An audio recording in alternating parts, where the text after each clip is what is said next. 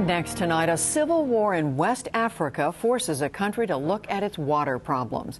Special correspondent Steve Sapienza has another of his collaborations with African journalists who are covering the continent's water issues. His story is from the Ivory Coast, and it was done in partnership with the Pulitzer Center on Crisis Reporting. The West African nation of Ivory Coast was once a beacon of prosperity for the region. But in 2002, a civil war divided the country between North and South and set the stage for further turmoil.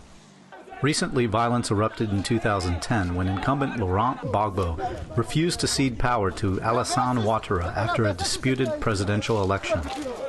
I met journalist Saleh Kouassi on the rooftop of his apartment building, the spot where he watched his country descend into chaos. I was standing here on my rooftop, and I saw UN helicopters and helicopters of French troops shooting rockets on the presidential palace. It was something, nobody experienced before.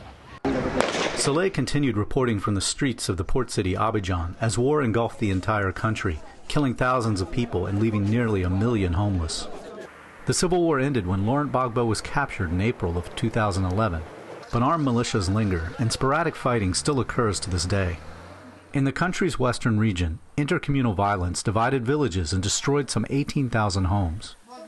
Far from the reach of the central government, villagers in the west have been left to mend rifts on their own.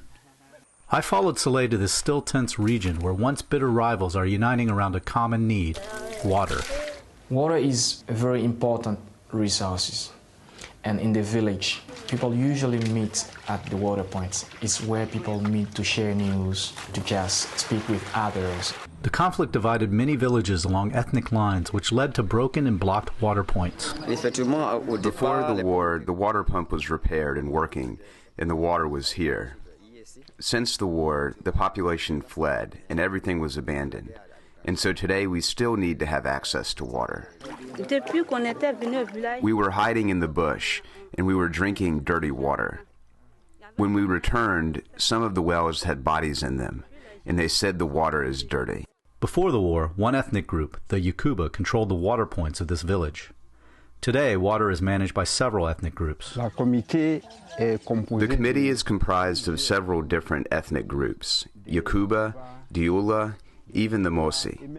We did this because when the committee is exclusively comprised of Yokuba, the Dioula feel discriminated against. That's why we have this arrangement, in the spirit of the reconciliation. Most of the water community I visited were neither set up by the government nor by the international NGOs working in the area. They started this initiative on their own, and it's really fantastic because maybe they learn from the crisis and its negative impact on their own lives and neighborhood. In Tiaplu, where the war began, the water committees are taking root. But the village chief tells Saleh more needs to be done to repair broken hand pumps and to cover exposed wells. This is what we are using. We're drawing water from here. If you drink water from here, it is hazardous. It's like this all around the region. Because of a lack of means, all the wells are open wells without covers. The water committees here receive no help from the Ivorian state. And the government representative in Tiaplu, Joe David, is skeptical water will unite divided villages. To expect that water will be a tool through which reconciliation will occur is going too fast. The government has been slow to embrace village water committees, but international aid groups are supporting them, says Benjamin Dua of Save the Children. From our perspective, we want to organize the different communities around the water issue for peace. But Tiaplu official David prefers that aid groups make fixing broken water pumps a priority. I want Save the Children to repair all of the pumps, if possible, to ease the suffering of the people. As the government waits for outside help, the village chief worries the exposed wells may lead to renewed violence. Recently, a group of people were coming to pour poison into the wells, and we were being vigilant. So 2 of my young brothers handed them over to local authorities.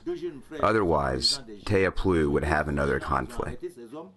In terms of reconciliation and peace, water communities in the villages are a step forward. What I've already done in terms of reconciliation is great. And they just need support now to be backed by the government to go ahead and give peace a chance. The government has formed a Truth and Reconciliation Commission to heal the country's deep divisions. Villagers say national reconciliation programs haven't reached them yet, but they know where reconciliation will start here, at the village water point. You can learn more about why much of West Africa struggles to get access to safe drinking water.